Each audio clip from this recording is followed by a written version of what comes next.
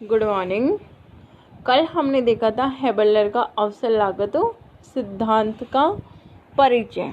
उसने हमने देखा था कि रिकार्डो का जो तुलनात्मक लागत सिद्धांत था उस पर हेबलर ने सुधार किए और इसका जो इसने बताया कि किस प्रकार अवसर लागत के आधार पर अंतर्राष्ट्रीय व्यापार का निर्धारण किया जा सकता है। ये इसके परिचय में हमने देखा था, अवसर लागत की डेफिनेशन देखी थी।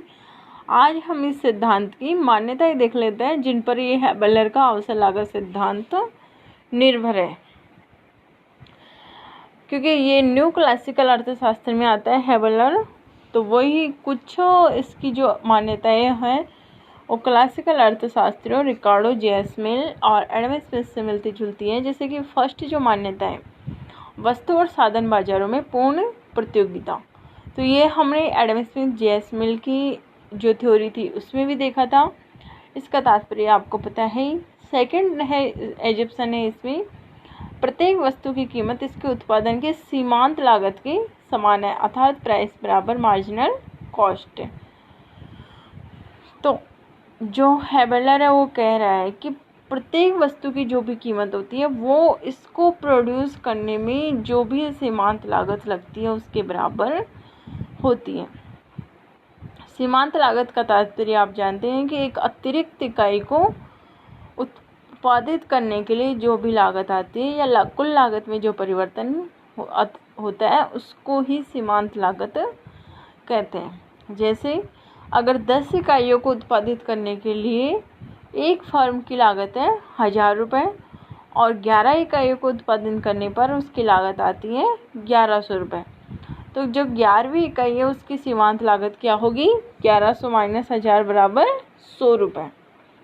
ठीक है। थर्ड इसका पॉइंट है, हर साधन की कीमत या प्रत्येक साधन की कीमत इसकी सीमांत उत्पादकता के समान है, अर्थात प्राइस ऑफ फैक्टर बराबर मार्जिनल प्रोडक्टिविटी ऑफ फैक्टर। तो ये एक तरह से सीमांत उत्पादकता का जो सिद्धांत क्लासिकल अर्थशास्त्रियों ने दिया था, फर्स्ट ईयर में आपने पढ़ा था वितरण का सीमांत उत्पादकता सिद्धांत। ठीक है। तो उसके अकॉर्डिंग ये कह रहे हैं कि जो किसी भी साधन की जो सीमांत उत्पादकता है वो ही, अर्थात एक साधन के एक इकाई को बढ़ाने से कुल उत्पादकता में जो भी चेंजेज होंगे उसको सीमांत उत्पादकता कहते हैं। तो इनके अनुसार प्रत्येक साधन की कीमत उसकी सीमांत उत्पादकता के समान होती है।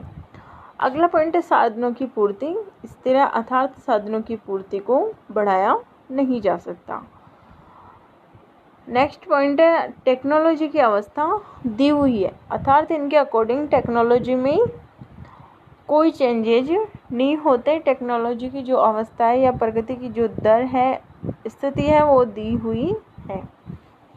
नेक्स्ट पॉइंट है व्यापार दो देशों ए और बी में किया जाता है, अर्थात टू नेशन थ्योरी है ये, और वस्तुएं एक्स व वाई का किया जाता है, अर्थात दो वस्तुओं का ट्रेड दो देशों द्वारा किया जाता है।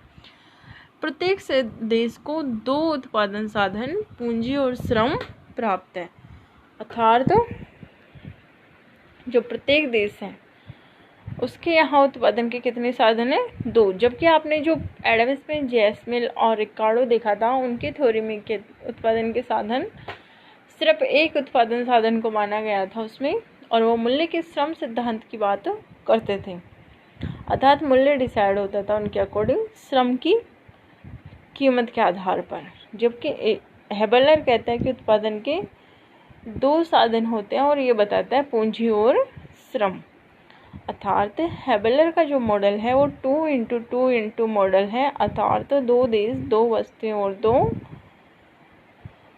उत्पादन के साधन।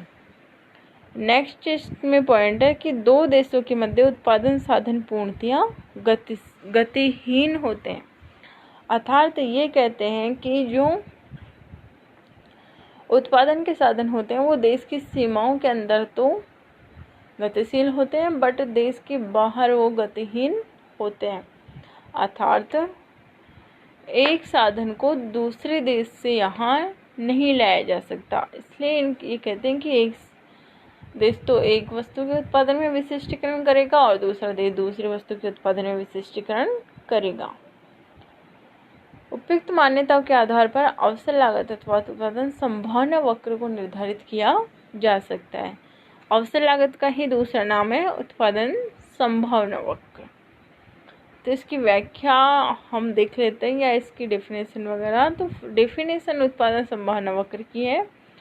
उत्पादन संभावना वक्र दो वस्तुओं के ऐसे संयोगों को प्रकट करता है जिसे एक देश दी गई साधन प्राप्तियों मतलब साधनों की पूर्ति और तकनीकी के साथ पैदा कर सकता है। अर्थात तो जो भी उसके पास रिसोर्सेज अवेलेबल है उनके आधार पर वह उन दोनों साधनों की कितनी कितनी इकाइयाँ पैदा करता है, इसको बताता है अवसर लागत वक्र या उत्पादन संभावना वक्र।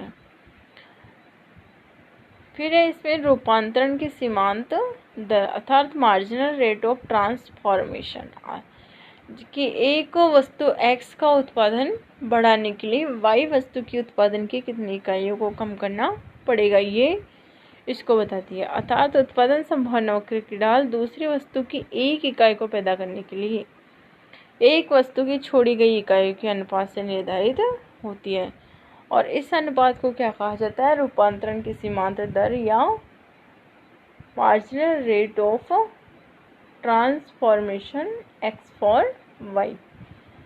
तो मार्जिनल रेट ऑफ मतलब अर्थात MRT(x(y) बराबर negative del y upon del x। Negative के चिन्ह से तात्पर्य ये है कि अगर आपको x वस्तु की आप इकाई बढ़ाएंगे तो y वस्तु की इकाइयों का उत्पादन कम करना पड़ेगा।